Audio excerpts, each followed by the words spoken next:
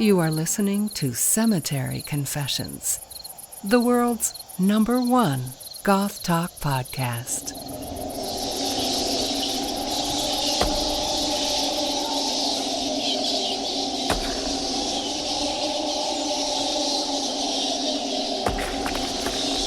Hello and welcome back to Cemetery Confessions. I am so excited to be back. I've got a freshly made French press with some locally brewed dark matter coffee, and I am absolutely excited to get into today's episode. I missed doing podcasts, and in fact, we'll be doing 2 this month, but I'll have more details on that at the end of the episode. Today, we are going to be speaking with Sondra, also known as Satanic Hispanic on Instagram and TikTok.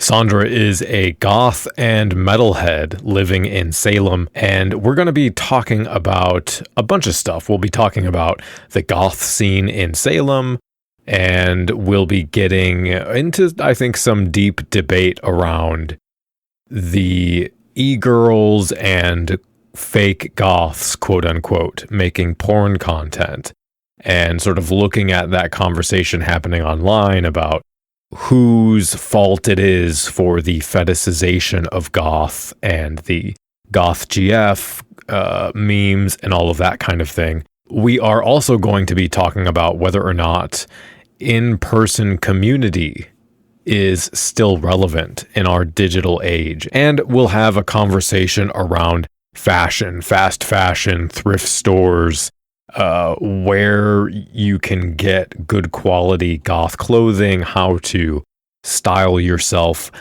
among lots of other banter. So that is the synopsis for today's eulogy. But before we get into that, I would like to take a moment to tell you that today's episode is brought to you by our sponsor, WitchHands. WitchHands is a Colorado-based death rock band, and one of my personal favorites, taking inspiration from pioneers like TSOL, Killing Joke, Rudimentary Peni, and 45 Grave. Though over the years, they've evolved their own distinct, melodic, heavy style, encompassing a gothic rock and post-punk sound that is comparable to Samhain, The Cult, Atriarch, and an angry Sisters of Mercy. Their freshly dug up and released album, Ex Nihili, is the culmination of a 7-year journey as it reimagines their debut album from 2018. As a fan of their initial release, I can tell you this new version, which also includes additional tracks, feels more innovative and relevant to our socio-political climate than ever. D-beat drums, chorus-drenched guitars, melancholic and rage-filled poetry delivered by a singular, sonorous Southern Gothic vampire all form the exquisite and unholy body of this vengeful wraith. This new band lineup is exactly the breath of fresh air that's needed to animate the putrid corpse of death rock. So you can find this album on their Bandcamp right now. Just search up WitchHands, all one word, or you can click the link in the show notes. But don't just take my word. I'm going to play a clip from one of the tracks off of the album, Ozymandias.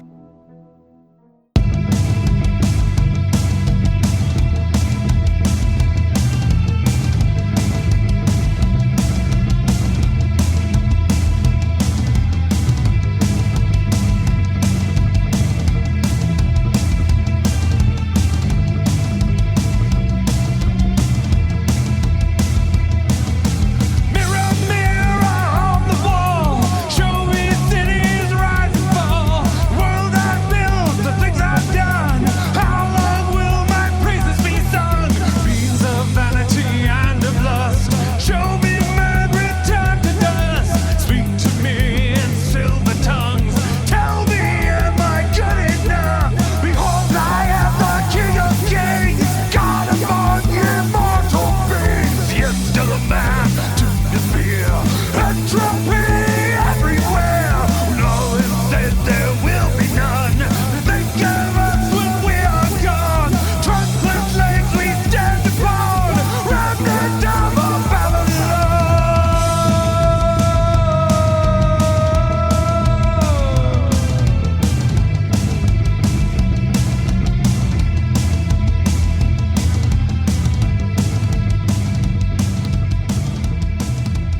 So then let me just ask you the first question, which is always the sort of goth origin story. How did you get into goth? What was it that sparked your interest in alternative or goth culture? I was, and still am, a metalhead, and I've been listening to metal for almost 20 years.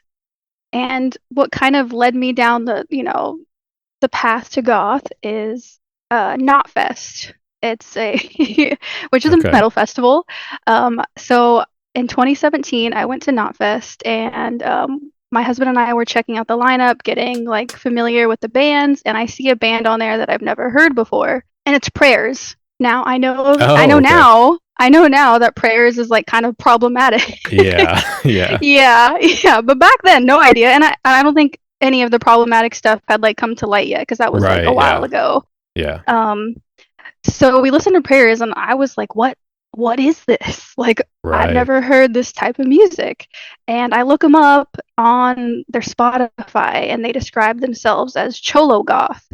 And I was like, okay, like, and honestly, like before then, I've never, like, I didn't know, I've heard of goth, but I didn't know what it sounded like. So that was kind of like my introduction, and we saw them live at Knotfest, and we liked them. But I think what really, changed everything is my husband's coworker recommended Drab Majesty to him, and then so he brought it back home and was like, hey, check out this band, it's really cool. And and then once we started listening to Drab Majesty on, like, you know how Spotify recommends you similar artists? Yeah. So that is really what like started everything. Then we found Twin Tribes, and then we found like just a bunch of other artists, and that's kind of like the start of back in 2017. That's super fucking cool. You are right. The metal to goth pipeline is a real thing. Yeah. But I think we're going to talk sort of about being in both worlds and engaging with both the metal community and the goth community. Can you sort of where those two communities and genres cross over for you, and what needs either of them meet for you? You get a little bit of this from metal, a little bit of that from goth, and where that sort of meshes in terms of your personal interests. I think the obvious one, gothic metal, is a good like crossover musically. So bands like Paradise Lost, Typo Negative, Hangman's Chair, those are bands that metalheads and goths like and are fans of.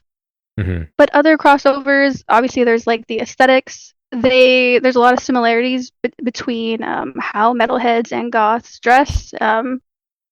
Black clothing, like tattoos. Yeah. I guess another crossover or similarity between the two is the topic of like death.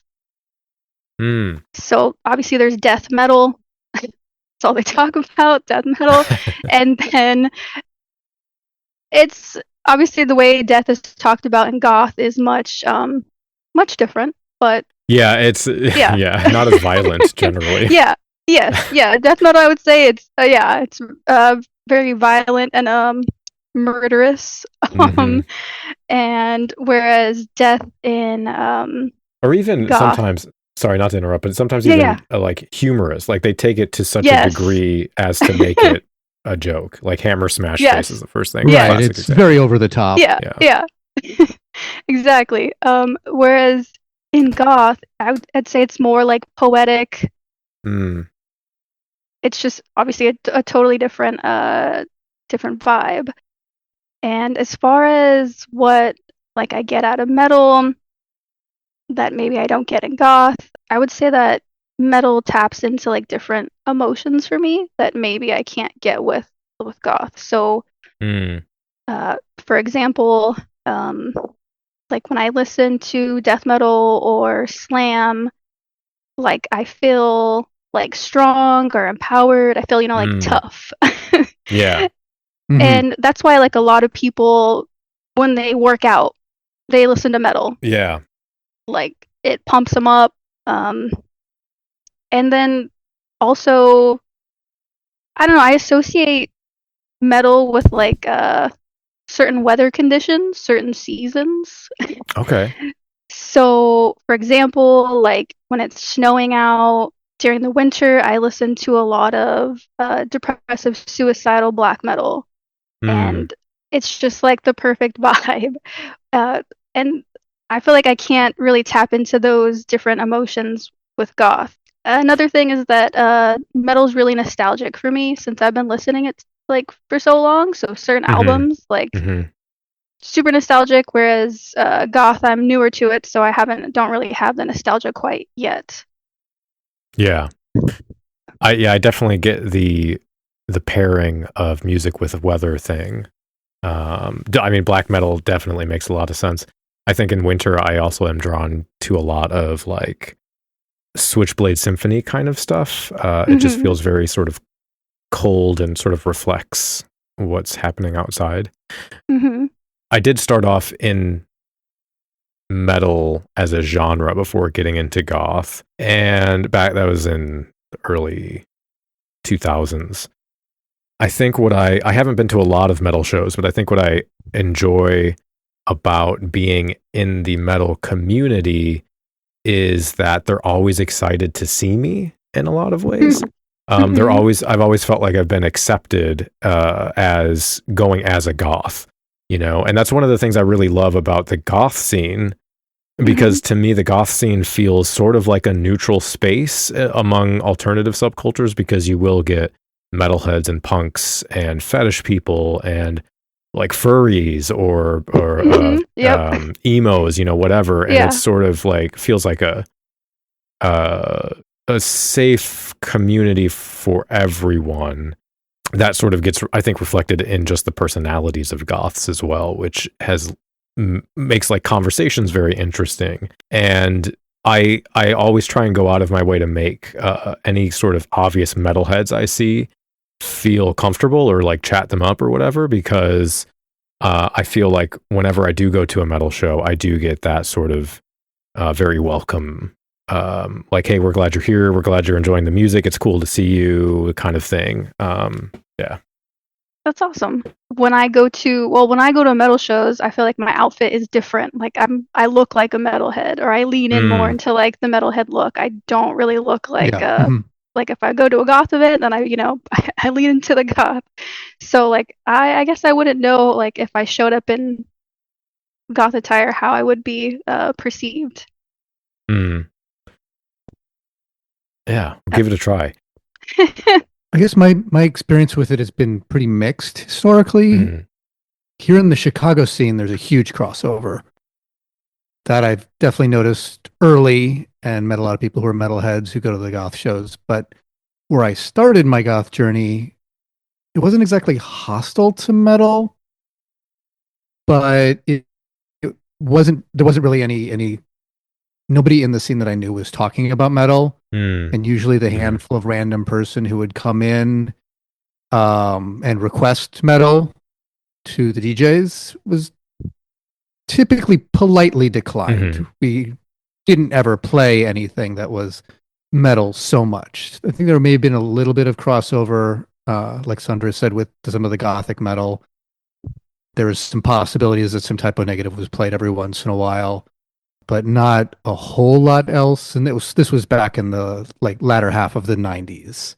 Yeah, there would have been more of a industrial crossover then, I think. Yeah. I mean, there still is a heavy industrial crossover. That's never gone away. But yeah, it was definitely predominantly your typos metal. And your would be the gothic metal band of that time. It was basically just typos. Well, there's like the Bride. What the fuck is that band? Something Brides. My Dying Bride. My Dying Bride, that kind of thing. Yeah, maybe. I don't think I ever heard any of that. I definitely heard typo negative. And of course you did have, since it was the 90s, the industrial metal. So there was your KMFDMs and Rob Zombie, Nine Inch Nails, all those sort of crossover, since industrial and metal, I think, had a lot more direct crossover. Yeah. I would say that, gothic metal is metal with gothic influences a little bit here and there. Oh, Godflesh. Whereas industrial metal is pretty half and half. It's a lot closer to a little bit of both. Whereas, so I didn't really experience much metal. I did get into goth kind of through metal. Not that I didn't really know that much about metal until after I got into goth, so I didn't really dig into metal until after that. But, in the 90s, I'd heard, or even in the 80s and 90s, I used to listen to Headbangers Ball on MTV, so I'd listen to the Megadeth and Metallica, and of course I knew the Black Album. That was the big crossover album in the 90s. And I did fall in love with Nine Inch Nails, and it was really the fact that I mentioned to a friend that I enjoyed Nine Inch Nails and Typo Negative that gave me that led me into goth, as she gave me the whole list of try these other bands. So I did kind of get to it through metal, but through a very, very novice outsider understanding of metal. And it was actually not until I moved to Chicago and started interacting with the scene here and met a few people who were long-standing metalheads who also happened to go to goth nights that I started getting more recommendations for interesting metal bands. And my knowledge and interest in metal has expanded wildly since then. It's still not, necessarily one of my top genre umbrellas, but I do enjoy and listen to quite a wide variety of metal, though I do tend to lean towards the more goth-leaning ones, which I do include things like doom metal in that as well. But so I definitely tend to like your slower metal, your more atmospheric metal, the aggression and the more extreme side of it doesn't really appeal to me that much. I generally find it kind of boring because there's only so much you can be totally pegged at maximum volume before it just kind of turns into nothing to me. That's fair. Dimmu Borgir was another band that I really got into as sort of like a crossover kind of just incorporating the gothic elements of symphonic stuff in there. Yeah, I'll enjoy a fair amount of symphonic and that sort of stuff too. Sorry, go ahead. Yeah, I forgot to answer the other part of your question as far as like what I get from goth that I don't get from metal. When it comes to goth, I'm listening to like really dancey things, like dark wave. I'm listening to like dark post-punk. And so basically what I get from goth that I can't get from metal is like I can dance to goth. I cannot dance to metal. I can't. It's a different kind of dancing. Yes. Contact sport dancing. Which I do not do. I'm not built for the pit. Yeah. So,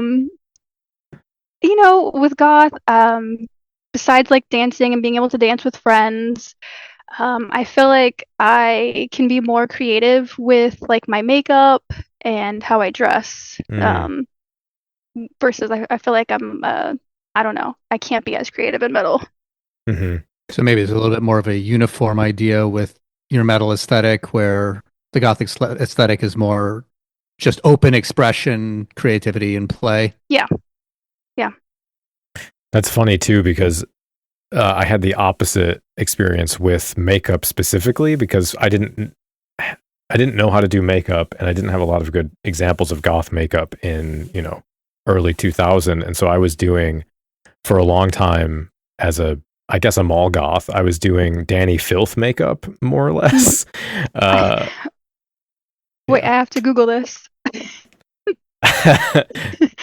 I have some photos here and there, but I mean it's pretty standard black metal fare. Yeah, it was bad. So like anyway. just corpse paint. Not like. It was more like faux running eyeliner and lots of black eyeshadow, but lots of like bright white face paint. And I'm trying to remember what Cradle of Filth album was out. Was the big Nymphetamine was like, I think the big music video. Yep. I think that I took some inspiration from that sort of thing. Yeah. It's funny, I do a Google image search on Danny Filth, and one of the top things is Danny Filth with no makeup. Yeah, I get that. That was big back then too with the masked, musicians. Slipknot comes to mind, that kind of thing. Yeah. Gwar, yeah. Gwar's a little before that time, I guess, but. Well, let me ask about Salem. I have to ask about Salem, even in brief, because obviously that's a cultural mecca for witchcraft and Halloween and all things spooky. I know obviously Salem gets overrun around Halloween, and maybe that's something to bring up, but I am curious about the rest of the year. As far as I understand it, it's a pretty small town. So I'm curious if there is a goth community there, or what the alternative scene is like there, what sort of events and options there are for goths or alternative people. So Salem is a very small city. Its population is about 45,000. When I first came here, like I didn't realize it would be this small, but like it's really quaint. And during the off season, which would probably be like maybe December to like July, it's like really quiet, pretty quiet, pretty empty. Like especially in like I would say like February. I could be walking down like the main downtown area and like not see really anyone else. Wow. So that's such a crazy whiplash. Yes, yeah. I tell people to not visit in October. I don't recommend it, and unless I don't know, some people really like Disneyland vibes. They like being with a whole bunch of crowds. They like the lines. They find it exciting. That sounds like a panic attack to me. Right. So I like as a local, I stay away from like Salem, from downtown. I don't want to be there. Sometimes I'm forced to, because a lot of people, like a lot of out of town friends, will come in October, and I want to hang out with them. I want to show them around. So I'm like, okay, I guess I'm going for it. So like it is crazy, but during the slow season, a few businesses do close for the winter, but there's still year-round goth nights, and Salem has 3 different goth nights. Oh wow! Yeah. So we have Vanta, and they just celebrated their year anniversary, I think maybe like a few months ago, maybe in like February, March. So they're a newer one, and that's on the first Fridays at Hallowed Ground. Okay. And there is the Vant Fangs Lounge, and that's on the 3rd Saturday of the month, and it's over at Longboards.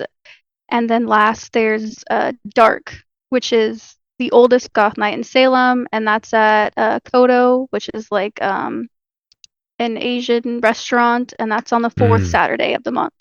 So those are always happening. I feel like there's always something, there's always an event to do. So and in addition to that, there's like a ton of goth nights in Boston, and we, like the locals, like we traveled to Boston from Salem. It's about like 45 minutes. Oh, that's not too bad. Yeah. Yes, it's not too bad. That's nothing. That's like your trip into Chicago. Yeah, exactly. Danny.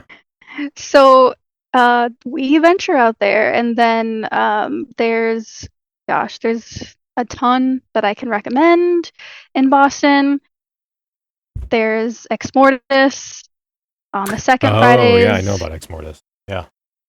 I feel like that's probably the biggest one, like as far as like most people showing up.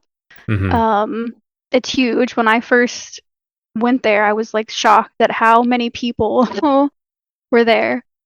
There's a newer goth night in Boston that just started. It's called Elysium, and that's on the third Saturdays. But that one, the vibe is more like cyber goth industrial. Oh, interesting. My first thought was Vampire the Masquerade, but Sure, why not? I feel like that event is, I don't know, it's causing like a resurgence in cybergoth. Like I feel like cybergoths are popping off here in Boston. That is interesting. I've been waiting for that to happen. I've been dreading it, but I've been waiting for that to happen. I haven't seen cybergoths in quite a while. Yeah, I sort of thought that would happen with the 90s nostalgia thing. But I think we got 2030 because it's going to be more 2000s nostalgia. Yeah, that's true. So I think, I don't know, I'm here for it. They look really cool and they dance really fun. So yeah. It's really cool to see.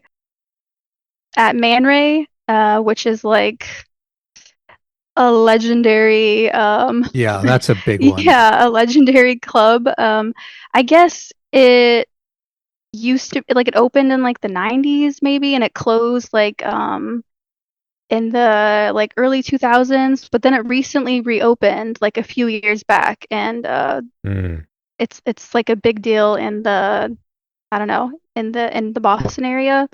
But they have a goth night every Wednesday, and it's called the Crypt, and that's more of like just, you know, traditional like trad goth type of vibe. Oh yeah. And then the same place at Man Ray, they also host Fantasy Factory, which is a fetish night on the third Fridays. And then last but not least, there's a goth night in Worcester. Worcester's like, God, it is a bit of a trek from Salem. It's about like an hour and a half to 2 hours, depending on traffic, away from Salem. But there's a goth night there called Sacrament, and I have heard of Sacrament also. Yeah, the level of detail that they put into their events, it makes it worth the trek to go out. They have done blood raves in the past. Really? Oh, wow. And that has been like my childhood dream, to go to a blood rave. Yeah. Me too. So they're doing it again, I believe in August. They're doing their next one. Another blood rave. So incredible. Yes, it's outdoors. Oh, really? I was wondering about the mechanics of how they made that work, but they it's outdoors in like a parking lot in front of like a dive bar, and they have like, basically they set up like this like sprinkler system to you know, where it rains blood, but they have promised more blood for their next event. Fantastic. They've been taking donations all year. They've got it all in a freezer. Yes. I mean, so basically, there's a shit ton of goth nights in Massachusetts, in the Boston area. Yeah, it sounds like it. I'm not even like touching on the goth nights in like Rhode Island or New Hampshire. Those are like, you know, about 2 hours, an hour and a half away too, but those are pretty much, I usually stick to the ones in Massachusetts because I feel like the other ones are a bit too far from me. Right.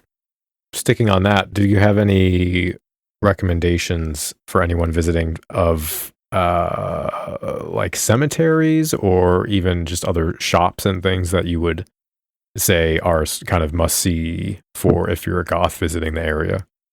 Yeah, for cemeteries, I would say like the most famous one in Salem is Charter Street Cemetery. And that's I'm trying to figure out how to describe the location, but it's like central downtown, and during the like tourist season, they make it so you need online reservations to walk through there because it gets so busy. Yeah, that's good. It's free, like, to make a reservation. You just have to do that in advance. And other nearby cemeteries, I would recommend Harmony Grove and St. Mary's. And those are, you know, much larger cemeteries. Charter Street is like pretty small, since it's like the oldest, you know, one of the oldest, most historic cemeteries. But definitely check out those. And again, if you have a car, I highly suggest going to Mount Auburn Cemetery, which is in Cambridge.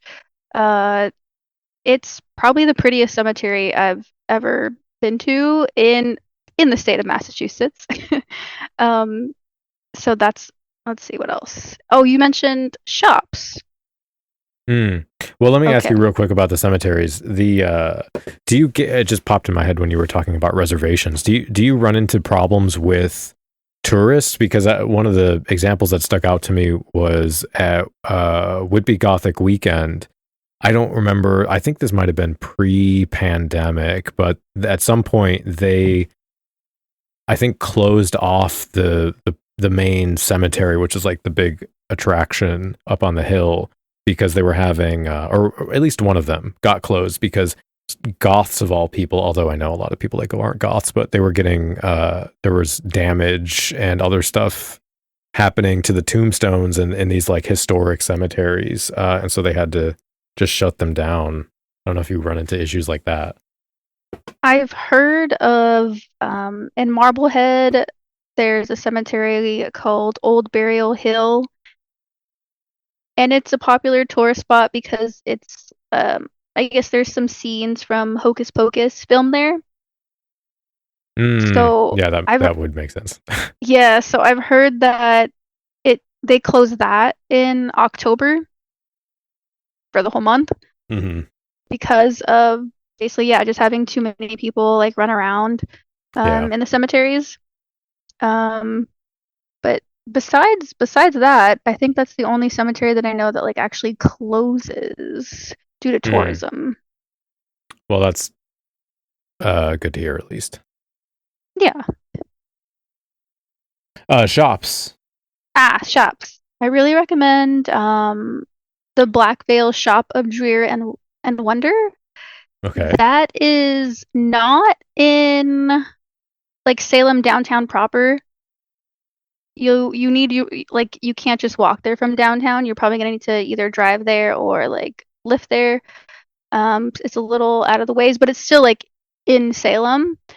That shop is amazing. I always tell everyone to go there. The people who they're a set of twins. Matt and Ryan, they do. They have a tattoo shop like that operates out of there, but they also sell like really cool merch, and they put a lot of work into making the shop look like, I don't know how to describe it, like magical, like it's like they have like a fog machine in there. Oh, fantastic. It's really elaborate.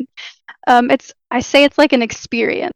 Like you're not just shopping, it's like an experience almost. And then other shops that I tell people to go to are Witch City Wicks, which is a candle shop in Salem. It's probably like one of the older shops. They just celebrated like their 7th year anniversary, and the store owner is an elder goth. So hell yeah, that's awesome. Gotta support the homie.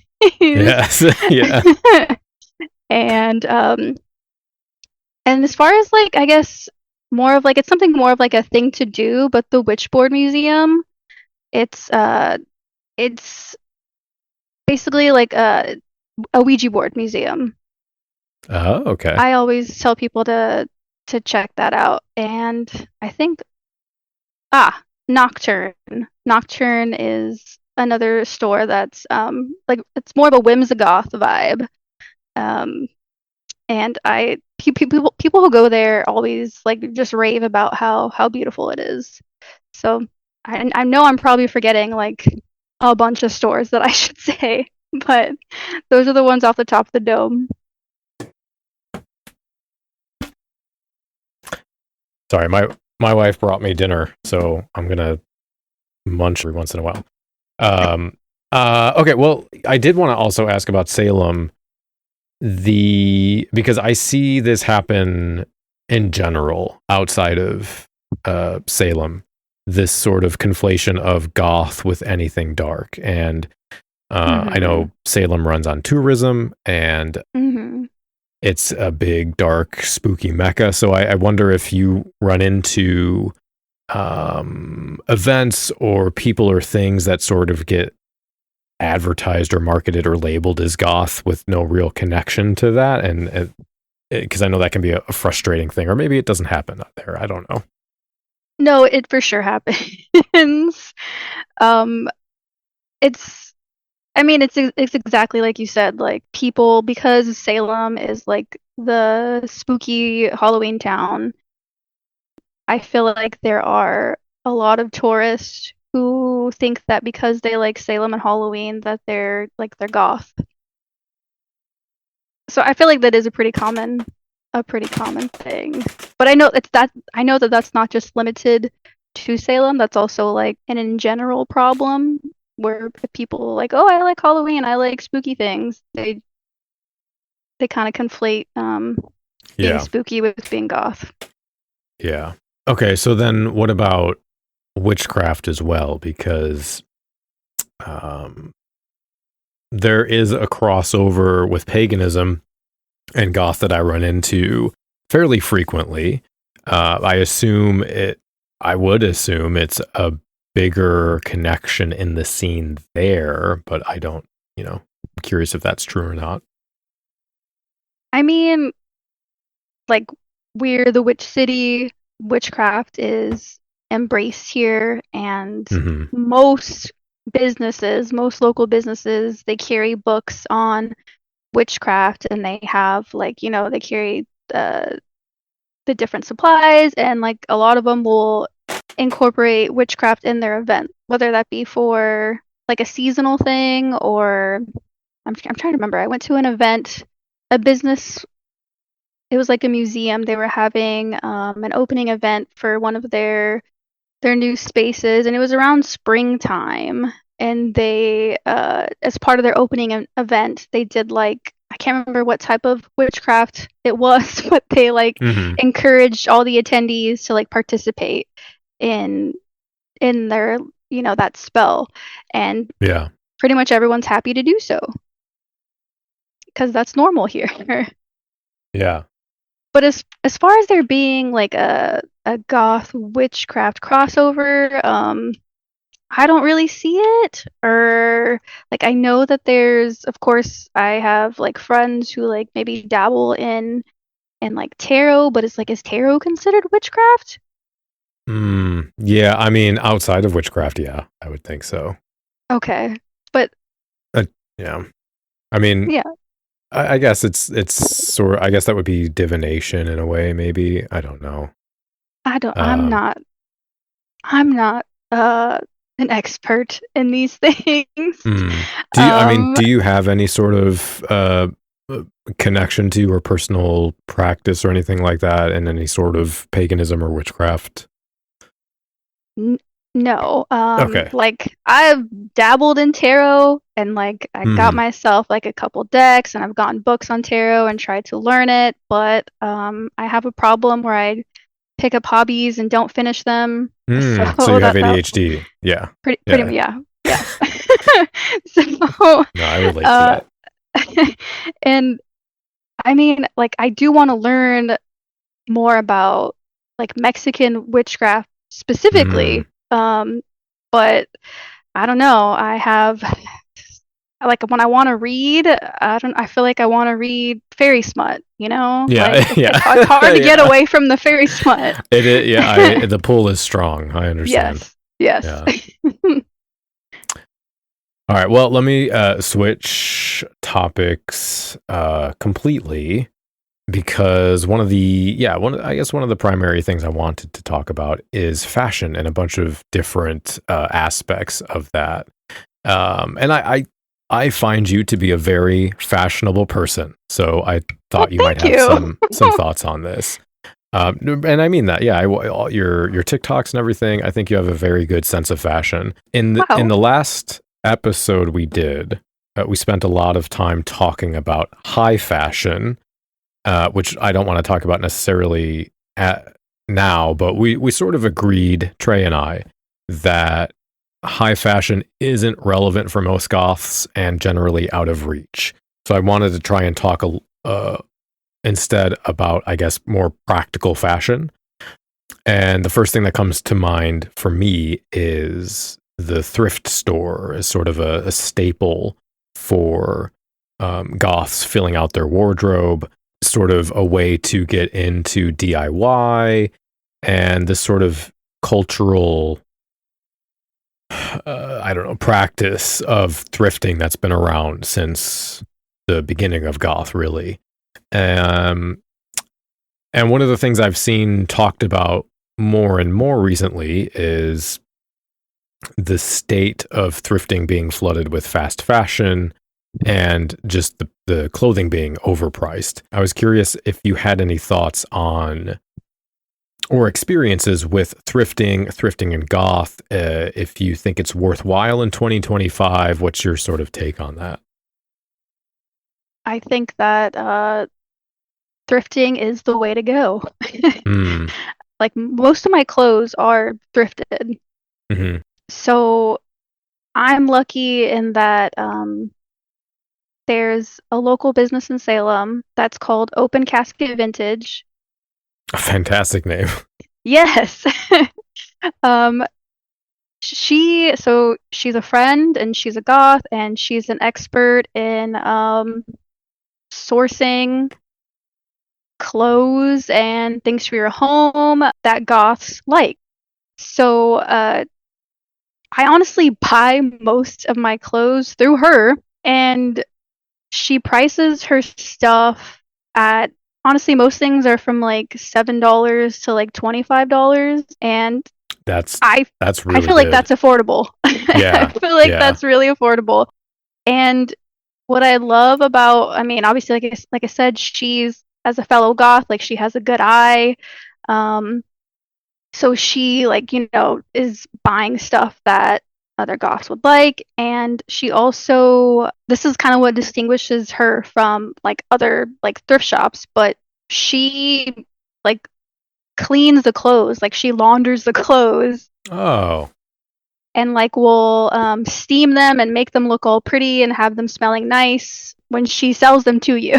Because I feel like it's pretty common, like most thrift stores, if you go and buy them from like a store, like they're not washing the clothes. And you have to wash them yourself, right? Right. Yeah. So, and if I don't get them through her, then like there are some thrift shops that I go to, and I just get like the basic. I just go for the black.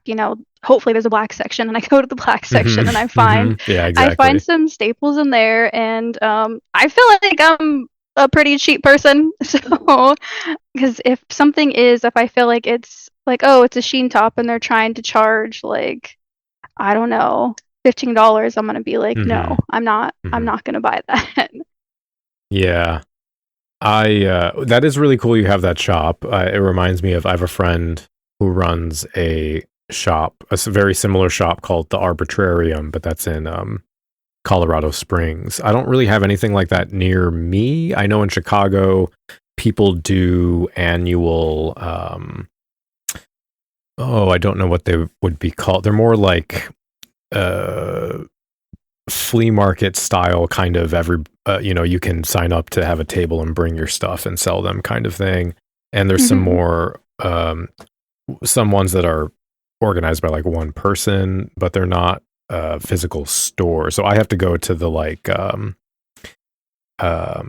Goodwill sort of Savers kind of places. And I have maybe not to the degree that I see it discussed online, but I have run into seeing a lot of like I said, Sheen, Fashion Nova, Romway kind of stuff that, like you said, the quality is so bad it doesn't even make sense to buy it secondhand.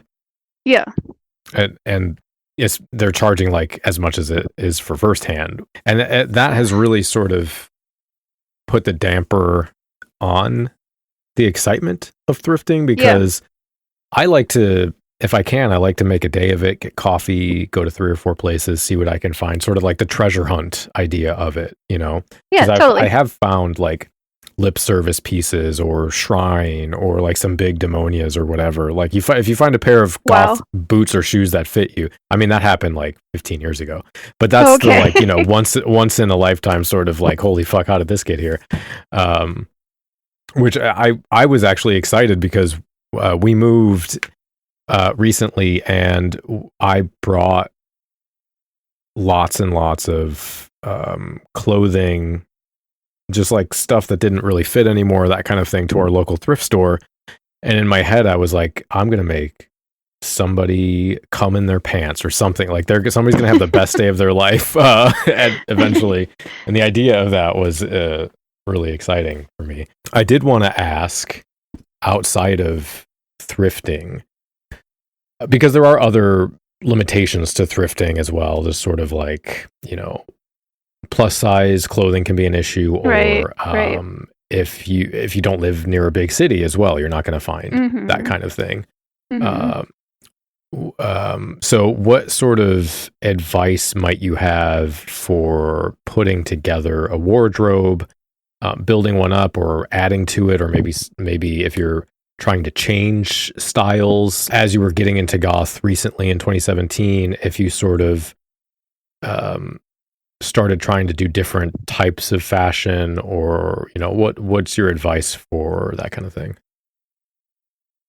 I mean, I totally understand what you're saying as far as like not being in a big city. You have you're gonna struggle with finding cool stuff in thrift shop. I would recommend, there's also like Depop. I buy a lot of stuff from Depop. Shopping like for vintage online. I think if you you can pretty much go like anywhere and just get basic black clothing, and I feel like it's more about the accessories or how you style it than it is about one specific piece of clothing. It's like about how you build it. I feel like when I got more into goth, I just accumulated different things that I like very slowly. So it's not like I went out and like went on a shopping spree or anything. Yeah, I agree with that. You just if you see something you like, you get it, and you just kind of build slowly and go from there. Yeah. No, I think that's a great point, because part of the advice I like to give is don't feel like you need to have a new outfit every time you go to a club or a concert. Oh, yeah. I understand feel like a new outfit feels great and it can make you feel beautiful, but you don't need a million different outfits to get that feeling. And so if you're getting into goth, like I agree with you, play the long game and just sort of collect pieces over time and kind of find your style through that process. Like when I was getting into goth, there was an emphasis on the idea of buying basic stuff and then statement pieces. And it was just sort of understood that goth clothing can be expensive, and so it will take time. But usually when you buy goth clothing from a reputable place, it's something that is going to last for a long time. And so it's worth the investment. Yeah. And I guess it's worth keeping in mind that there's the stereotype of the off the rack goth as a thing. But that aside, these sort of staying away from fast fashion as a way to get a bunch of stuff cheap, because it's not really worth the cost that comes to the environment, and even the community, because a lot of those fast fashion places steal designs from smaller designers and then make a shitty version of it. So that's not great either. I think another piece of advice I like to give, just based on my own experience, is not getting trapped into one style, and to have a variety of outfits, which is both fun, but also then you can start like combining things together. I like to try and sort of like you were saying, match my style to the event I'm going to. So if it's a death rock thing or a metal thing or an ethereal thing, I'll try and dress relevant to that. And I think at this point in my life, I have kind of a unique, or not, but a look unique to myself. But that's something that I've built up over decades of shopping. But even then, I go through phases of like I spent years and years dressing romantic goth, and then I spent years and years dressing death rock, and then I got, when I came out as genderqueer, I got a lot more into feminine stuff, and so don't be afraid to mix it up. I think it can, especially if you get stuck into one thing, it can be a little scary. Like don't be afraid to look silly, I guess. And through experimentation, because I mean, if we all kind of look silly. Like you put us in a different context, we all look a bit ridiculous, right? Yeah.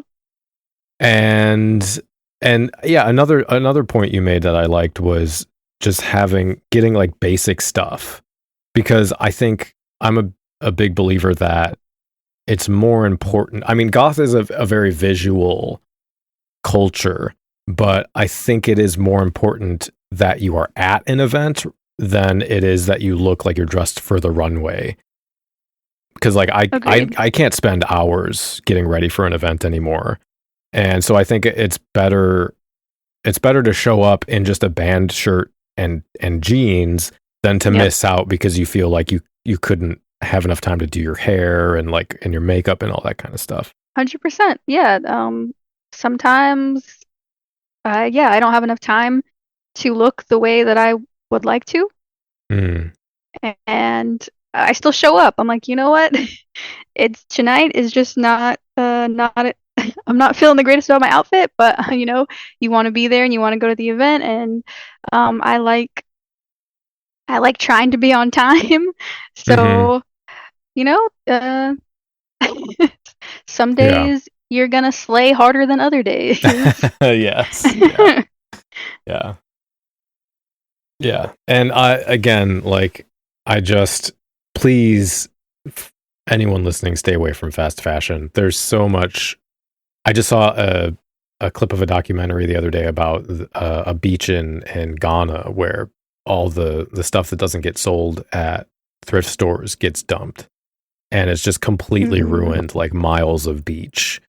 And you're buying stuff from a drop shipper that was probably made with slave labor, that kind of thing. Like, I think it's worth thinking about it. I understand trying to look good, but also what are your sort of values, or what do you think the values of goth are? What is the goth ethos to you, or your own life, and sort of do your best to kind of align your actions with those choices to the best that you can, at least. Okay, well, so then do you have any fashion brands that you use that you would recommend for people? Yeah, for specific brands, I love Foxblood shop. Yes. They are great for staples. For finding like good quality, just black staples that you can mix and match with different outfits, different styles. Yeah, my wife has some cardigans from them that are super cute and very comfortable. Yeah, so love them. I also recommend Lively Ghost. Okay. Another great brand that is also good for staples. I feel like they also are really good for like if you're looking for more of like a romantic goth look, or a vampire look. Their clothes are good for that. And they also have, I mean, Foxblood has unisex stuff too, but my husband has he buys more so from a Lively Ghost, like for like men's goth or masculine, more masculine clothes. And then TommyVowles, they make it's vegan leather, and they make like the best accessories, really intricate like belts and necklaces and harnesses, things of that nature. I've been a fan of TommyVowles for a long time, and I believe that they're based in Germany. But I mean, if you want to splurge and get a really cool statement piece, I'd recommend that brand. Mm-hmm. And then locally in Salem, shops I recommend are Die With Your Boots On and I'm not sure if I'm saying this right. Is it Ossuary or Ossuary? I think it's ossuary, but Ossuary. I'm Okay. also notoriously bad at pronunciation, so who I'm knows? sure you're right. So those are the two, and they both, the ossuary sells more so like the lively ghost, and then Die With Your Boots On is where you'll find like the Foxblood clothes in Salem.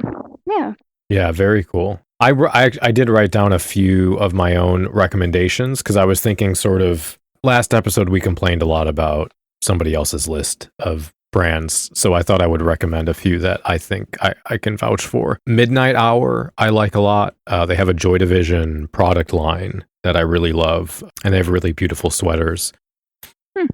In Chicago, a friend of mine, Jody, runs a shop called Mode Brutal, and she does incredible. Yeah, she does really, really beautiful like metal and leather and rubber kind of statement pieces.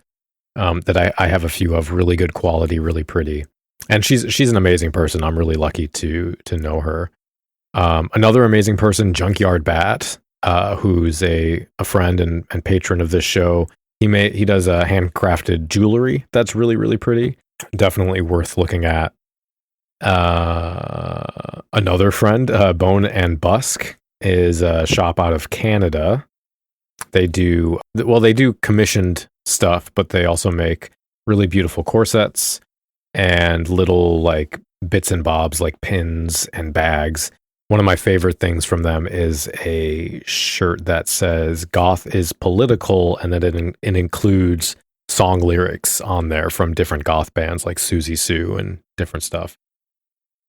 Nice. A German shop, which I don't know how much shipping is now. I haven't bought from them in a while, but Luciferotica, they make beautiful statement jewelry pieces, sort of in the vein of the like Romantic Goth, Victorian Goth, sort of like really chunky silver jewelry, necklaces and earrings. One of my favorite places to get from if I have any money. So that's been a while since I bought for anything from them.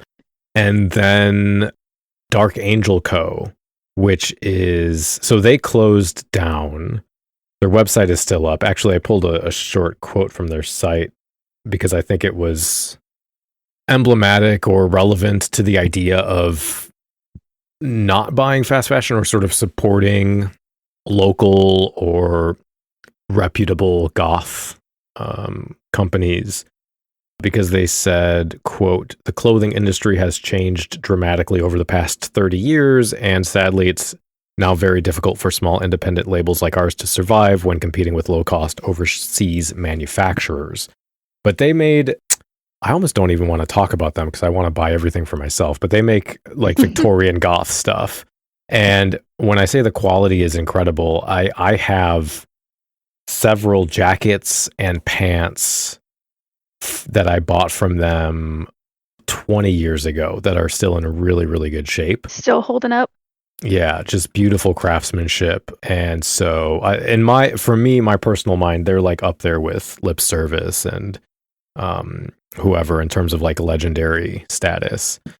And then I just had a couple quick fire ones I didn't have any real commentary on, but other places I would recommend would be Shrine, Ipso Facto, Mistress of the Dark, Stage Fright, Dark Garden, and Blackmoon Castle. So hopefully that's a good enough compendium between the two of us for everybody to sort of find some stuff they're looking for. Yes. Let's talk about this subject I've been seeing resurface online, which is this discussion around the objectification of goth. Well, the objectification of goth women as like token sex objects, or you know, the an item to be obtained by normie guys. I've been seeing a lot of anger and blame for that kind of thing being passed to e-girls or fake, quote unquote, fake goths who are doing sex work or even posting non-porn content, just like sexy photos to Instagram and that kind of thing. And people kind of pointing at that as reinforcing the harmful stereotype of the big titty goth girlfriend, or the woman as an object for some man to take as a trophy kind of thing. So there's a lot of discussion around that. What are your thoughts on that sort of thing? Well, I've also seen resurfacing of those types of topics. And I've seen that on TikTok. And I think what launched this into discussion was the alt bop house. And that's what that's what got everyone riled up. Because I'm pretty sure, I don't know, I'm not too familiar with everything, but I'm pretty sure there was like a regular bop house, and then like the alt bop house is like a newer thing, right? Yeah. So I feel like people were the immediate reaction was that people on TikTok were very upset and thinking that this type of like content, or maybe like people who would be inspired to like kind of like, copy that or do that would like make this fetishization problem worse for women in the goth community. And as I'm watching these hot takes, I'm looking in the comments and I'm noticing that people in the comments are kind of shaming, or not kind of, they were work and sex workers, and saying things like, oh, like you're a sex worker, like you kind of don't belong in the community, and it's That's crazy. feminist. Yeah, I know.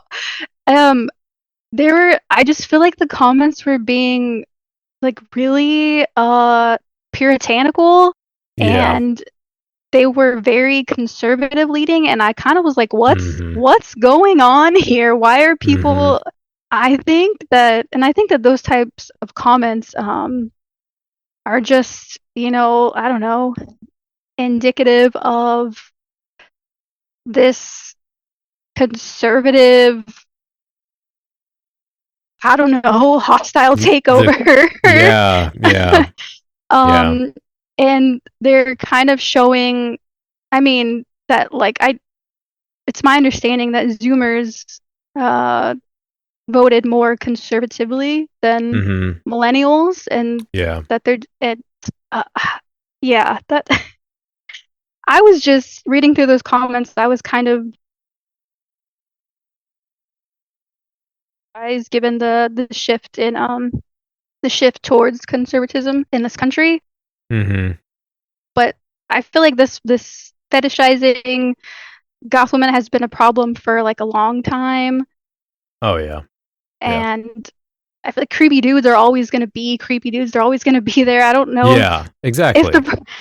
I don't know if the problem's going to go away, and I don't think it's not fair to be saying those types of things against sex workers, especially when there's a lot of goth sex workers that like they go to the goth nights and they're sex workers.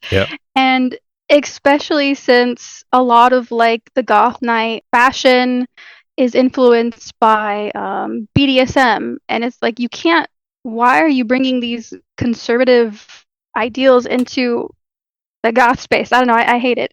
It was icky, that backlash. I did have a thought about the conservatism thing too, but I agree with where your head is at, because I think, people keep saying objectification of goth, but I don't think that's what it is. It's an objectification of women, because you don't see people like objectifying goth men because they assume, oh, the goth men are kinky. I think the group is like a secondary thing, because you can look at the way people objectify women in politics or in certain jobs like librarians or cheerleaders. It's the objectification it differs based on the context or the setting or the group affiliation, but all of them are about women being objects for the male gaze. So it always, like you were saying, feels wrong to me that it almost feels like it's a projection of the woe is me, I'm such an outsider card kind of thing, but blaming women. But then you're turning around and slut shaming women and sex workers which is weird, because like you were talking about the fetish night that you have near you. I know goth and sex have always been linked in an empowering way since forever. You'll even outside of fetish nights, and there are plenty of fetish nights. I think there was a big boom in popularity in the 90s and early 2000s, but even at non-fetish events, there's always some form of sexualization of goth style at just normal goth events. Even if it's not an overt BDSM thing, it's going to be, just in the clothing. I actually just watched a documentary. We're going to be interviewing them as well, but the documentary about the church in Dallas. And there was a whole section in there about fetish balls and events that they held. So it's clearly always been a big crossover. And it's okay if that's not for you. I don't think anyone's saying goth is about sex, but like you were saying, people go too far in that puritanical direction to try and distance goth from, again, outsider sexualization. And I think that plays into the victim blaming kind of thing. And I don't know if it's people being chronically online. I think if you go to a goth event, it's going to be pretty clear how diverse that is and kind of dispels that idea. But the metaphor I thought of, which is that takes place in metal as well. But I was thinking so we all agree that goth isn't inherently satanic. It's not a satanic culture, but outsiders will label goths with that misconception. Oh, you worship Satan. But we don't go around telling goths who are Satanists to stop being Satanists so that outsiders stop telling us we're all Satanists. It's because we understand that it's a harmful stereotype about goth that comes from conservative values in society, and it would be silly to tell goths who are Satanists you're ruining it for the rest of us. And that's why I think this sort of thing feels more like internalized misogyny in a way. I watched a YouTube video recently, and she said that something to the effect of the problem is with girls dressing up like goths to appeal to men. I think that's, again, we're blaming the wrong thing here. You're blaming women instead of the men for, it's like because you could say that about all porn. And so it just feels like reinforcing sexism. Because for example, trans people make alt and goth porn, and we're not saying that trans people are to blame for reinforcing sexual violence against trans people. I hope we can all hear how bad that sounds. So, and a lot of sex workers are disabled, and it's like, can we, people are trying to live and feed themselves in this capitalist hellscape. And so instead of getting angry at very marginalized communities, can we not understand there's something else going on here? Yeah. I feel like the goth scene is very sex positive, kink positive, anti kink shaming, anti slut shaming. So I don't think that type of discourse really is should have a place. Yeah. I saw this in a few places, this idea of the fake goth, like people who aren't goths using goth as a way to get more views or whatever on their OnlyFans content or that kind of thing. And I thought that was really ironic because a lot of the people saying that are the same people who vehemently argue that you only need to listen to goth music to be goth. It doesn't matter what you wear. It doesn't matter what if you go out to clubs or whatever, you just need to listen to goth music. And I think that's ironic and hypocritical because how we all know that you're basing your assertion that these OnlyFans people are not goth on what they're wearing or how they did their makeup or how their hair looks. And according to you, that stuff doesn't actually matter. So they could be goths, how it's at first. And then the idea of the like Instagram, when you search goth on Instagram or on TikTok or whatever, there's a lot of content that comes up that's like photos of sexy women or whatever. And it's like, and that's like a frustration, like, oh, that's giving people the wrong idea about what goth is. But again, you're blaming the people making the content. But why is that content showing up in the first place? It's because of the algorithms that these billion-dollar corporations use to essentially like get traffic from sex while also simultaneously working to control and oppress women's bodies. So it's like, you're blaming the wrong thing. You're shooting yourself in the foot kind of thing. Agreed. Yeah. Agreed. I get it. Like, no one wants. I feel like this is I don't know. I'll just say it. I feel like no one wants to like see like a polo shirt wearing bro at the goth night. Like, no one wants those type of people there because generally they are looking for their goth GF and I don't know. I mean, I guess to solve that, I mean, I feel like most goth nights have dress codes to keep those type of people out. We don't really hear, but you also don't get too many. I think when those people show up, we sort of collectively feel them out, and if they're a problem, they are removed in some form or fashion, whether through sort of like collective ignoring or bullying in a way, or just like if the venue kicks them out, that kind of thing.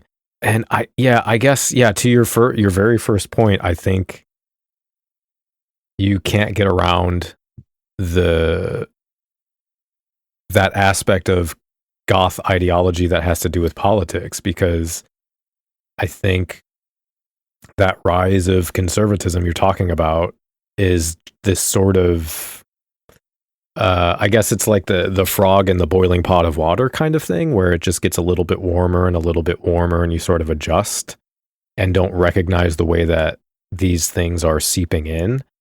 Mm-hmm. There's all kinds of, I think that especially happens with content for women in the sense of like conservative content that is less overt than like the manosphere or whatever. It's very explicit what's going on. But the sort of like the weird trends of, face slopes or clean aesthetics or the like trad wife sort of thing. Mm-hmm. It kind of, or even like I was talking about this the other day with my wife, the kind of Ozempic fueled heroin chic thing that's happening. Oh, how like they're trying to bring skinny back. Yeah. Like and low waist jeans that only super skinny people are good in. And I'm like, no. Yeah. Don't bring those back. Yeah. Yeah. I heard a really interesting point about the I can't remember his TikTok. I'll find it and I'll put it in the show notes. But he made a connection about the irony of the tradwife thing, because the tradwife, I think people get into that as this. They're not actually idealizing the conservative ideology behind it. It's more this need or this yearning for free time. Like if you had hours and hours to cook and clean and forage, it sounds pretty idealistic. But it sounds idealistic because we're in a capitalist system that keeps everyone exhausted and constantly working and producing. Yep. But that's the ideology behind the tradwife thing. So you're ironically like reinforcing the reason that you're idealizing that in the first place. The sort of like grind, work yourself to death culture. Yeah, 100% agree. Yeah, it's like you don't want to be a tradwife, babe. You just don't want to live in this capitalist hellhole. Yeah. That's what you should be fighting against. Yeah. Yeah. So then the other side of that is, the importance of community. I've always kind of said that part of what it means to be goth is to be connected to a community. It's not an isolationist thing. I think that shows up both in sort of like mental health, people who connect with goth because, their mental health issues are worse because they're isolated, because nobody understands them, or they don't have people to connect with. And I think what I see a lot is these debates like this, objectification of goth thing orbiting around online spaces. But that's part of why I think physical spaces are so important and local communities are so important, because you get a lot more nuance and diversity and connection in those places. I guess I know that you make post videos and things of traveling and going to events and going to concerts. So I wanted to ask you why it is important to you to do these things in a world that sort of deprioritizes community. I mean, when I first started getting into goth, and I first went to a goth night, my first goth night ever was in Las Vegas, and it was at this bar called Artifice, and the goth night was called Scarlet. I went there, and it was kind of, I don't know, it was eye-opening. I felt like, look at all these people that like, I love the way they dress, I love the way they look, like everyone looks so cool here. I feel like these could be my people. Like, and I told my husband about it. He didn't go with me to that first goth night. I told my husband, like, when I got home, like, we have to start going to these goth nights. Like, these people look like us. Yeah. And so when we moved out to Boston from Vegas, like, that's when we went to Ex Mortis, and Ex Mortis was our first Boston goth night experience, and that was another eye-opening experience, because like I said, I have never seen so many people out like at an alternative event like that, besides a concert.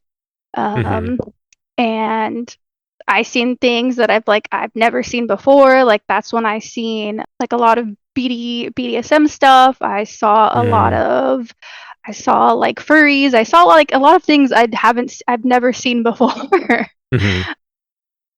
And as I started going to these local goth nights and going to concerts, you see the same people. I feel like the goth community it's pretty small. Like, I feel like it's small in almost every community. It's smaller than the metal community, yep. I feel like. So you're seeing the same people, and over time, you just naturally kind of start to make friends and talk to people. And now when we go out to a goth night, like, we know a ton of people, and it's just nice to feel like like you belong and that you have friends as an adult, which I feel like was hard, especially moving to a new city. Yeah. And what I really liked is that I learned, as I befriended these people, that we often had, or most often, we had the same like political beliefs. Mm-hmm. I feel like I don't really talk politics with my metalhead friends. Whereas I feel like goths care more about politics, and I'm generalizing. Well, so there's a lot of conservative metalheads. Yeah. Not that that's what the scene is, but I think there are a lot of them. Yeah, and when I'm at some metal shows, I do feel like a little wary, where I'm like, I feel like I have to check, like, are you cool? Or are you not? Are you a Nazi? So yeah, so just, I guess, feeling like you're a part of a community, and I feel like the goth community is, they strive to be inclusive. Most goth nights will have like a sign or messaging that says like, hey, like if anyone is making you feel uncomfortable, let us know, like we'll take care of it. I just feel like there's more care taken to make people feel safe. Yeah, I think, and that's a great point you made about your first goth night, because a lot of people we've talked to, and for myself as well, most of us have that experience of going to a physical space and sort of having our minds expanded, sort of having our minds blown of like, wow, this is possible. These are my people. I didn't realize this could be a thing. And not to say that can't happen online, but I don't think there's the same impact and meaning and potential that you have at an in-person place. Yeah. Something, when I was thinking about this not that long ago, I saw this article about, I don't remember how many billions of dollars are spent annually on these AI chatbots that are built to pretend to be your girlfriend or your partner. And oh no, pretty bad. But it made me think about how the loneliness epidemic is now like an exploitable market, and we're using these unethical software systems to monetize intimate relationships. And I think that's sort of a reflection of non-romantic relationships as well, because I think what what that is doing, and what capitalism in general is doing, and I think there's been some recent discussion on this as well, is removing inconvenience. Why do we get into romantic relationships? Why do we go to concerts and clubs?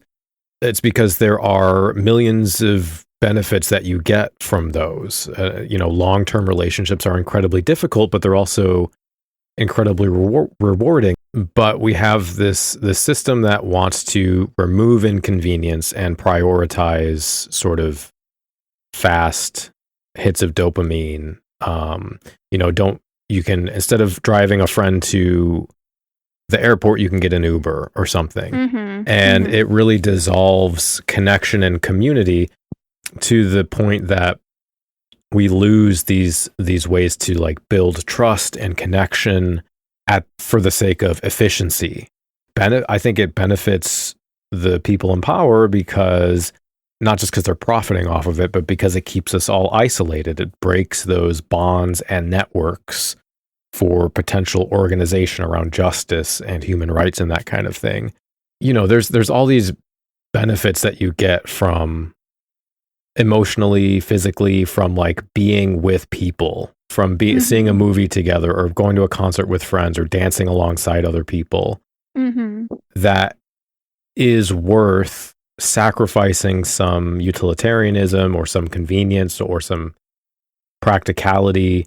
Oh yeah, so the loneliness thing. What I think part of the problem is there's this emphasis on individualism, which is sort of like a conservative value. But part of what these corporations have done through social media is create this form of like fake connection or pseudo connection, which makes it harder for people to realize why they're unhappy. Like if I was sad and feeling lonely and I lived in the middle of the forest, I'd pretty quickly identify, oh, it's because I don't talk to anyone. But I think because we are always posting online or interacting with other people online or seeing other people's lives online, we confuse connection and attention. That's something, as a nerd, there's a DM, a dungeon master, Brennan Lee Mulligan, who does a lot of like live play things for D&D. But he was talking about the difference between like connection and attention. It was in that context, he was more talking about like the experience of women in the world, substituting connection for attention, and as sort of the way that women's bodies are perceived. But I think that applies to everyone in the sense that like we sort of, again, the frog in the boiling pot of water thing. We feel like, oh, I am connected with people. I'm talking to people. I see people, even listening to podcasts and that kind of thing. But it's not the same as having a relationship with someone, as having a connection with someone. And so we sort of replace that with technology.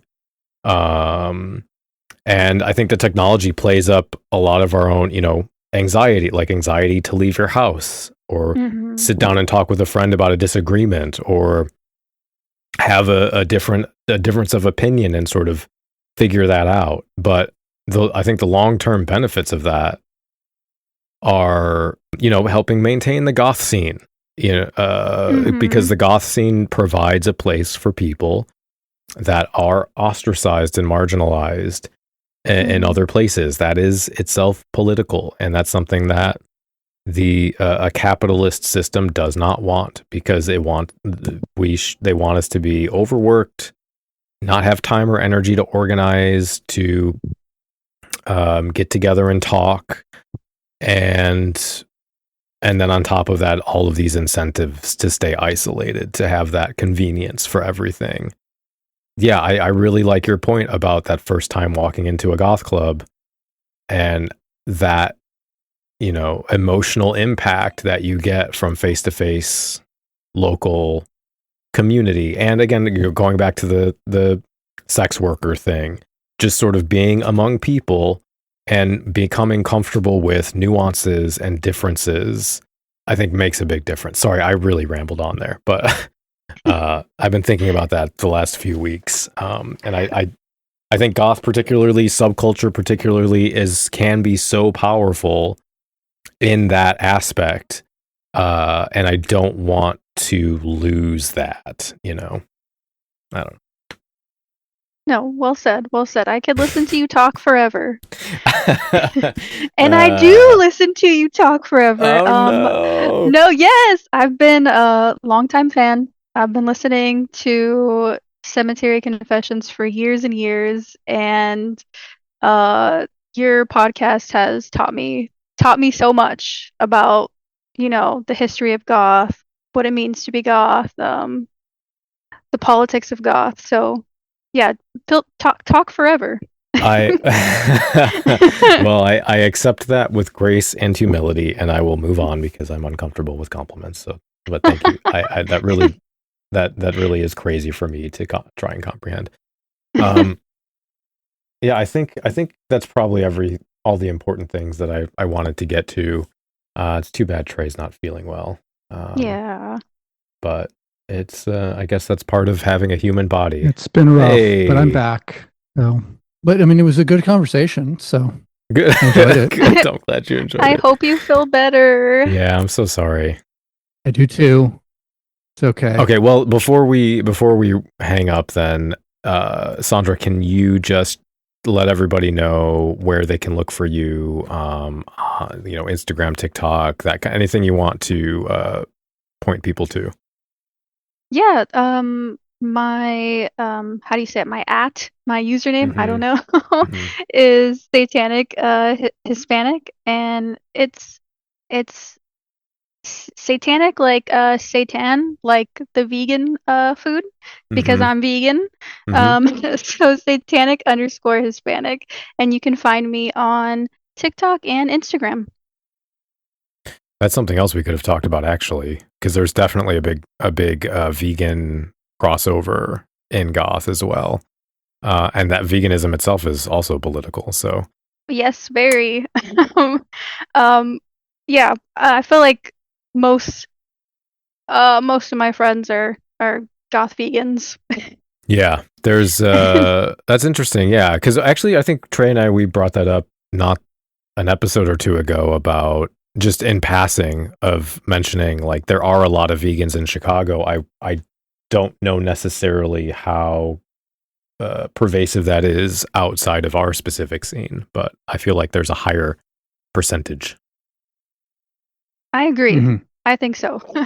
Because when I think of places like New York or like LA, I feel like there's a lot of just a lot of goth vegans in general. Thank you for coming on. I really, really enjoyed having this Yes, conversation. thank you. Thanks for having me, and yeah, you guys have been great. Thank you so much. All right. So before we go, we've got a few things to talk about here. The first thing I wanted to mention is the email responses. I know I put out a very short sort of update last month as to why there was no episode and asked if anyone had feedback to write in and we'd read it on the show.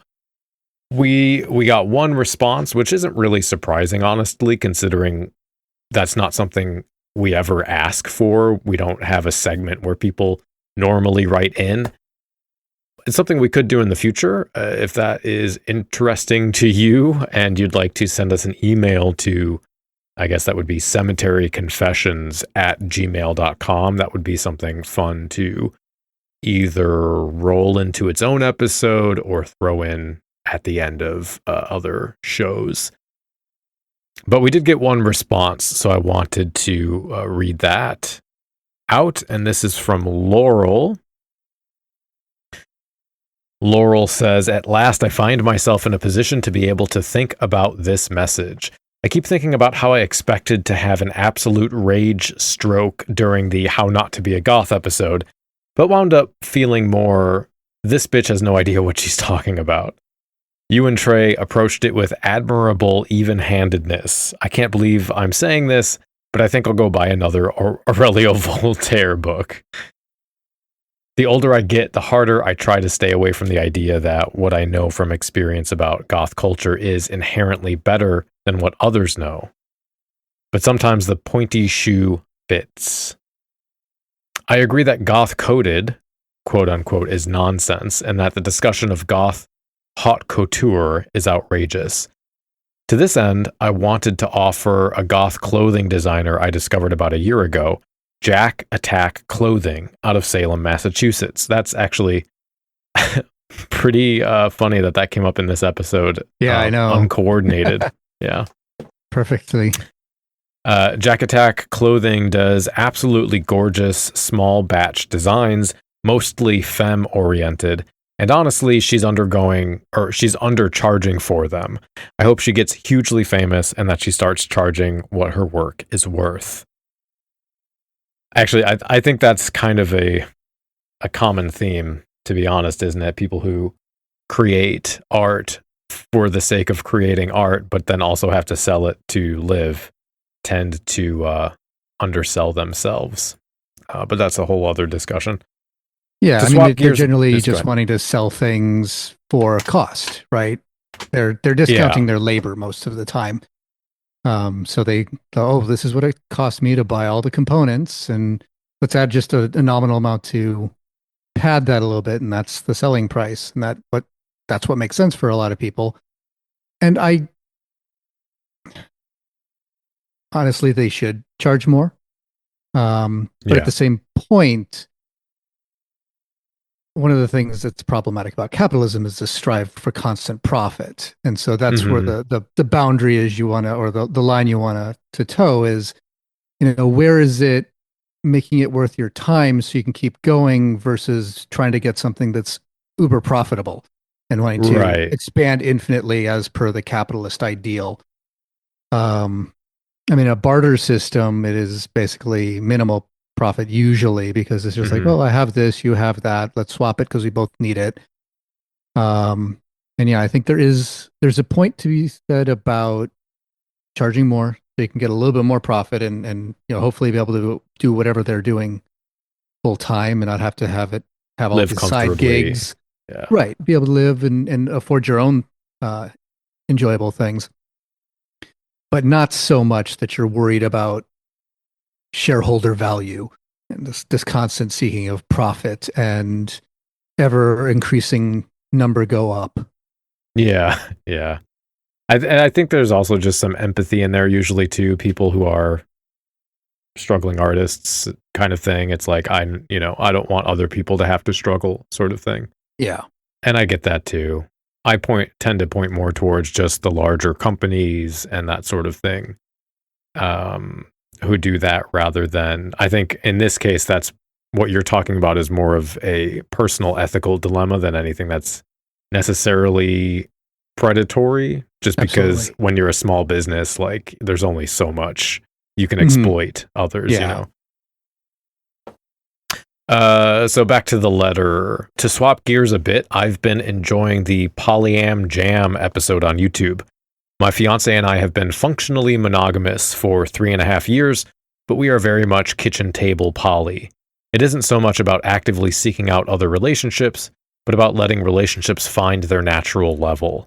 And thinking about getting married, we had a few conversations around how, if we're really talking about being together for the rest of our lives, monogamy as a set of rules just doesn't seem realistic. It is inevitable that sooner or later someone will be attracted to an outside party. That point where monogamy gets it wrong is that they have no framework or vocabulary for addressing it. That feels like a totally avoidable problem. Yeah, it definitely is. I don't know. I in general, sure. I'm monogamous, and we've been together we've been married for 12 years, and we've been together for probably 5 or 6 years on top of that. Of course we've been attracted to other people. That's a normal human emotion. So if you're ignoring and avoiding that, that's definitely problematic. I think you can still have conversations about that and engage in talking about that, but beyond that, then the outside of monogamy, then you get into the, where does that go? Do you,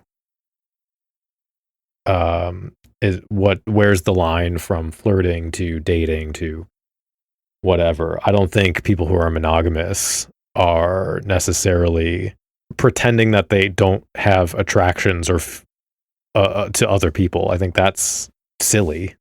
That's not how humans work.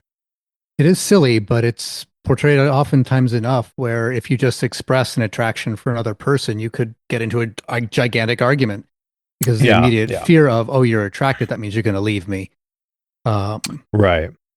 So there is, I would agree. Yeah, I think, in culture in general, it's certainly, I came out of the Christian community, and there's a lot of, even just pornography is, I don't want to say evil necessarily, but pretty close. Like that's, marriages break up over that, relationships break up over, of course, that, and that's also ridiculous. So I think you have to. Sorry. No, go ahead. You were finishing. No, I think you have, to be in a realistic relationship. I mean, that's something I've learned just by attrition. Through being in a very long-term relationship, is that you have to develop the ability to communicate and be honest, and also be understanding about the fact that no one is the same person for very long, and embrace the journey of the fact that everything about a person changes over time. because otherwise, if you're expecting this sort of static relationship and expecting, having these puritanical ideals for how you're supposed to behave, that is going to be either a terrible relationship or it's not going to last. And so you kind of have to sink or swim there and develop those skills or find a way to develop those skills. I've found for me that while that process has been extremely difficult at times, coming out the other side of that is a really beautiful both personal growth and understanding of parts of myself that I didn't understand, and also the sort of like deepest, most personal and beautiful closeness that I've ever experienced with anything else. So yeah, you sort of, I don't know. The problem as I see it is that, Laurel expresses here that monogamy has a set of rules. I would argue that monogamy isn't really a set of rules, at least not a fixed set of rules. It's a category. Polygamy is also a category. And as far as the rules are concerned, they're not fixed and universal amongst all people. They tend to vary from relationship to relationship and person to person. The danger of the fact is that most people do agree with Laurel in that they think monogamy is a set of rules, and that set of rules is the one that's in their individual head. And where conflict comes in is when two people who enter a monogamous relationship don't have the conversation to align the set of rules that's in each individual's head based on their background and upbringing and what they saw with their family and extended relationships and whatnot. So, yes, monogamy has one rule based on the name itself. You are with one other person. Now, what with means is, rarely can it break out of you're having sex with more than one person. That immediately breaks out of monogamy, but it doesn't necessarily explicitly define what your relationship to other people can be. What's the relationship's opinion towards boys' nights out, girls' nights out? Can you have friends who are the opposite gender or only the same gender? Who can you work with? Who can you be with in all those sorts of things? And those are things that... Go on. Yeah. Sorry. No, it can also break out of the sex thing as well, because in that case it would be cheating, but people cheat and then also stay together. Yes. Right. And sometimes cheat more than once, or, back and forth or whatever. Right. So and they would still consider themselves monogamous.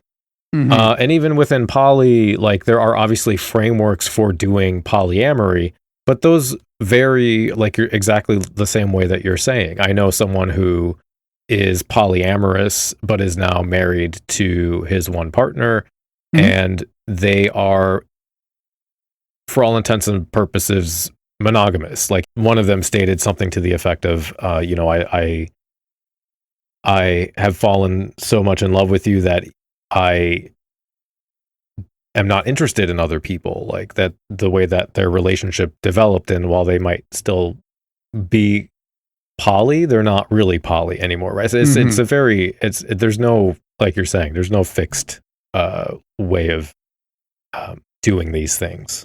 Right. Yeah, the thing about monogamy surviving cheating, that's part of the rule set as well. It's not that the cheating wasn't against the rules, but what wasn't discussed is, well, what are the repercussions for breaking the rules? And those can vary widely as well. Sometimes it's one strike, you're out. The whole thing is done, divorce, whatever. Yeah. But sometimes there's a period of, contrition, or, you get punished for a while, but then you're back because the monogamous relationship is too valuable to let small indiscretions, however you define those, break it up. So, that's one of the problems is, I think monogamy has a set of rules that is fluid and varies from person to person, and it doesn't have the underlying thing that polyamory really emphasizes, which is that in-depth conversation about, okay, what are our boundaries? What is important to us? What matters as far as how much control should I have over your life? How much control should you have over my life? what are our ground rules? And that conversation isn't usually done in monogamy. Yeah. Which leads to a lot of the problems, I think, because people go into it with that preconception of, oh, this is what it is. Yes. We don't need to talk about it. It just happens. But that's not how that works. Everybody thinks their rule set of monogamy is the rule set of monogamy. Yeah. And it causes problems. And even if you go through like marriage counseling and stuff, especially I know people who, we get married when you're in the church, you have the religious marriage counseling. Right. They do to some degree. I mean, it has its benefit in that oftentimes does spawn that conversation a little bit, though it's usually whoever the person leading that discussion, whether it's a pastor or a marriage counselor, more so with the religious side than with a non-denominational marriage counselor, but they're almost dictating, here are the rules that I'm giving to you for your marriage, whether that's ones the actual people in the marriage are agreeing with or not is beside the point. The expert is the one dictating the framework. So I think that's the main problem, is that monogamy is believed to be such a fixed thing, even though it varies from person to person in subtle and or major degrees. And because everyone believes it's fixed, they don't have that conversation because they make assumptions about the other person's framework being identical to theirs. And that's when it breaks down, when somebody thinks, well, I didn't do anything wrong. This is fine in a monogamous relationship. I can go and hang out with my girlfriends and it's not bad. I didn't sleep with any of them, but there's emotional cheating and all that other whatever. There's lots of different frameworks of cheating. So that's kind of how I view that. And poly has its own problems, of course. Any human relationship does. We are messy creatures, and it's hard to get anybody cohabitating or even orbiting their own social sphere. If you are in close proximity to other humans, you will come into conflict, and it really just depends on how you address that. Yeah. And those are tools that need to be there and are, de-emphasized in culture to some degree because of, it could go right back to the thing I was talking about before.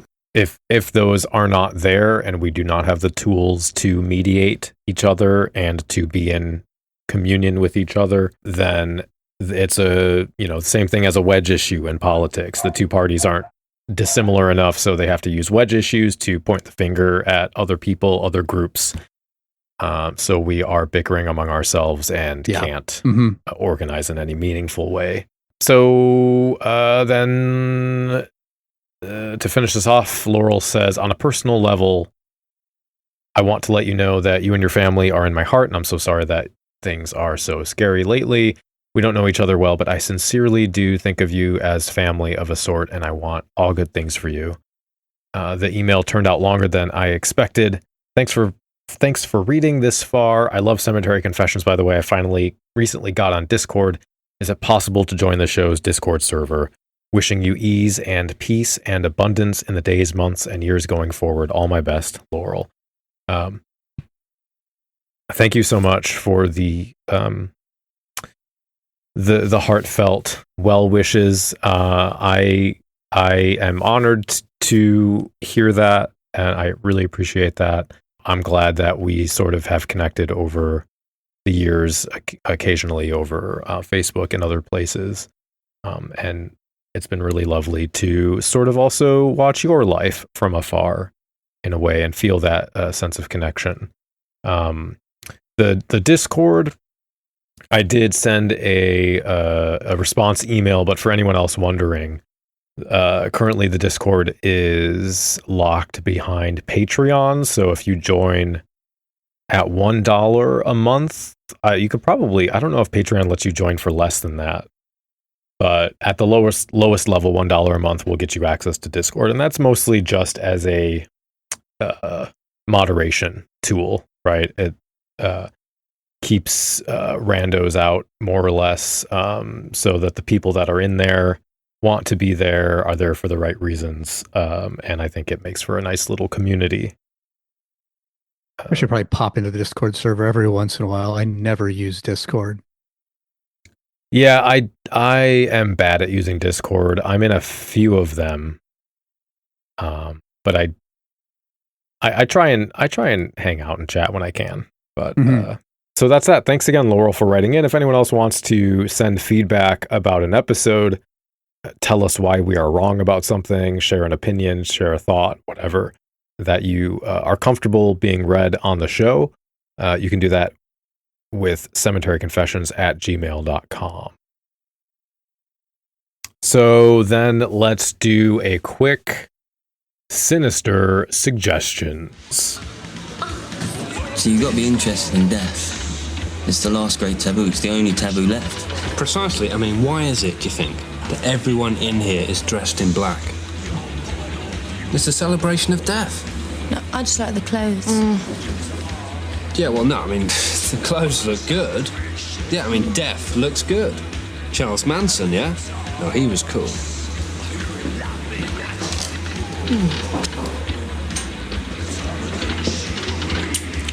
Don't know if I mentioned it before, but I'm actually a vampire. Sinister. I didn't have anything specific, though. I did have something, a YouTube video that I ran across related to this, mostly related to music discovery in the age of algorithms, not so much about community, but about the music discovery side of things that I was going to just pop in there as a follow-up, but there's not much to say about it. It's just a bunch of resources. YouTube video describing resources or what to look for, whether it's influencers or forums, social media, radio stations, and or knowing various record labels and what kinds of music they tend to release, and just following labels either through Bandcamp or other things like that. That's interesting, because that is something that came up in my Sinister Suggestion. Yes, I know. I've read it. Did you listen to it? I haven't listened to it yet. No. Yeah, I don't think I did. Was that a recent one? Yeah, it's their most currently, as of this recording, it's their most recent one, which was a bit serendipitous because I saw I'm editing, the podcast today, and then I went to go pick up my son from school, and I was looking for something to listen to because now I have to drive like 25 minutes there and to get there and 25 minutes to get back. But yeah, the episode is from We Have a Technical. It's episode 554 called A Wizard Did It. And I was reading the description, and the description said that, well, I'll just read it. It says, how does community lead to the discovery of new music? How do changes in the circles we run in or means through which we communicate lead to changes in our musical diets? How do modern algorithms interpret or aid those musical flows? These are questions probably best left to serious sociological researchers, but instead you've got us two chuckleheads talking about the subject on this week's We Have a Technical. So if you have listened to Cemetery Confessions for any amount of time, you've heard those two chuckleheads on this podcast, but also you've heard us talk about how much we adore them and how much we like their podcast. And it was really, a serendipitous little thing because... So like that description says, they cover the importance of community, and they have that conversation around music discovery and how the connection with people creates those sort of networks of discovery. It's sort of, if you think about first getting into goth culture, depending on when you did that, you may have heard of it through the radio, you may have seen something on MTV, you may have run into something through YouTube, and then you meet the people, and then the people say, hey, have you heard of this? Have you heard of that? Have you listened to this? So I don't want to necessarily talk about what they talked about. Obviously, I think you should go listen to it. I think it's a really insightful discussion. And really plays well off of the conversation we had here, but from a completely different direction. But it does, I think, loop into one of my broader points of the illusion presented by algorithms as this replacement for human connection. And through that algorithm, we are removing the sort of random chance and sort of chaotic networks, and the personal tailored aspect of community that sort of is like, oh, well, I know who you are as a person, so this, I think, is something you would really enjoy.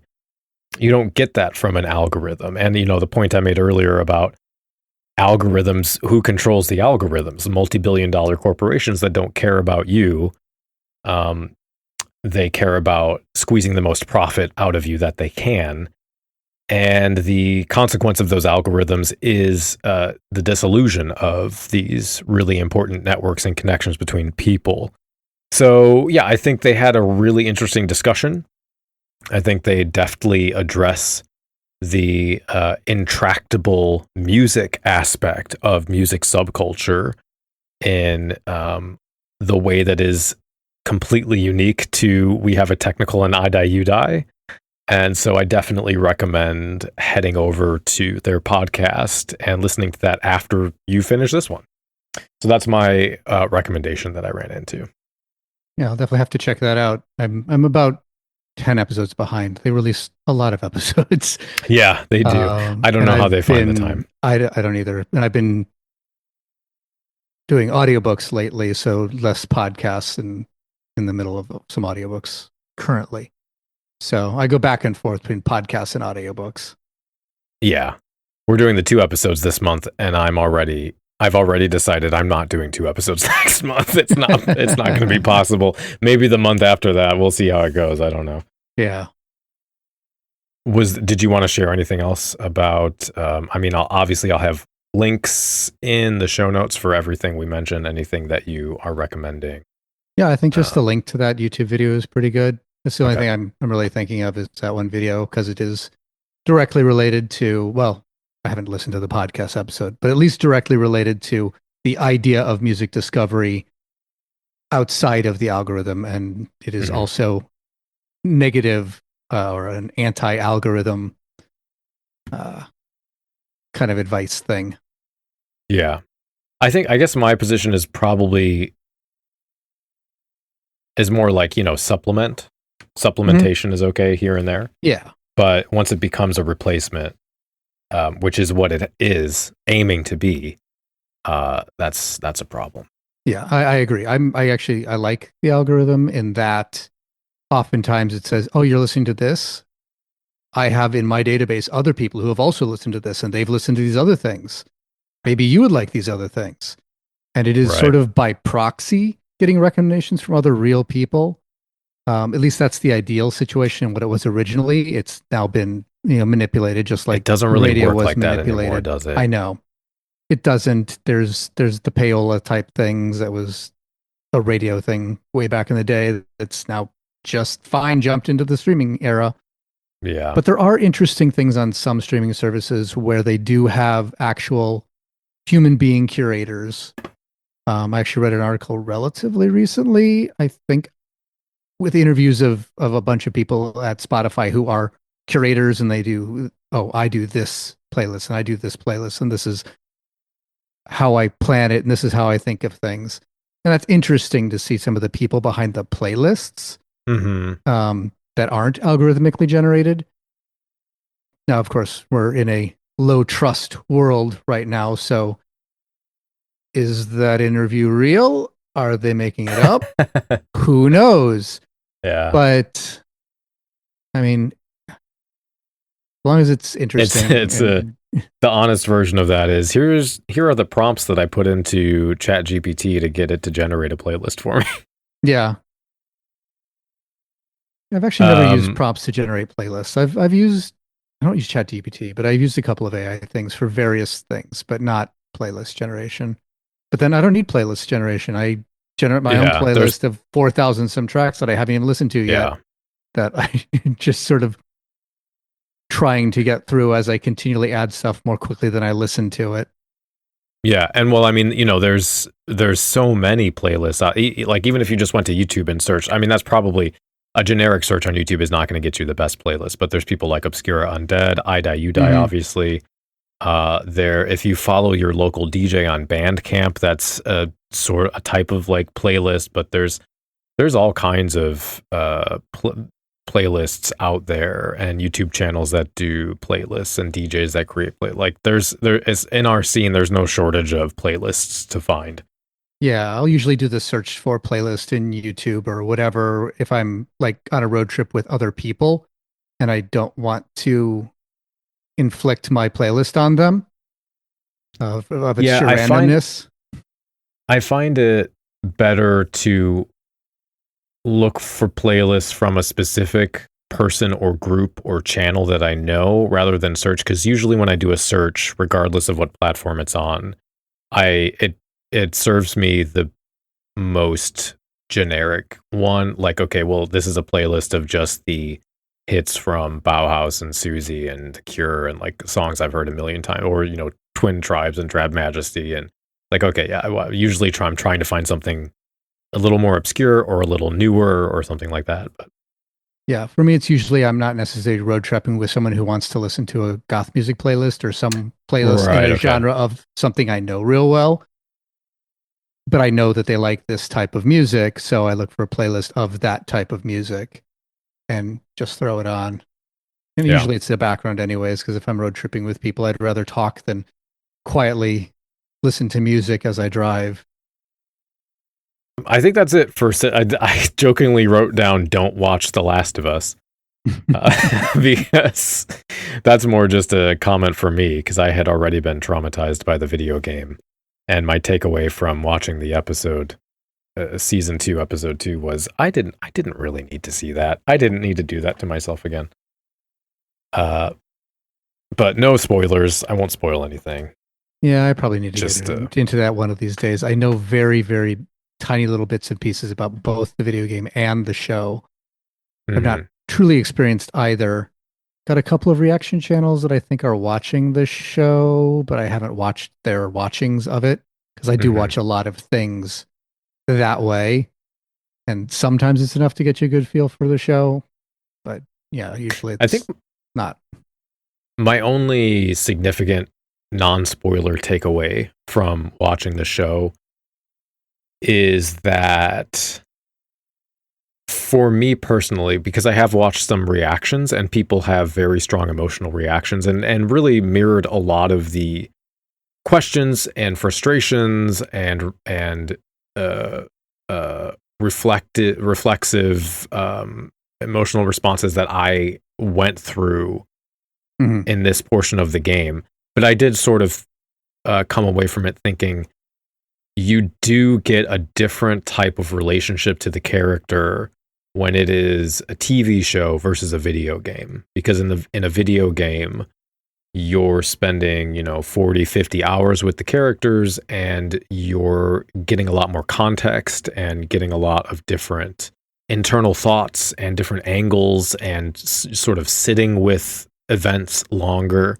The show is very faithful to the script for the most part of the game, but it does, I think, engender, at least for me, a deeper, more visceral response than a show, which is 8 1 hour and a half episodes.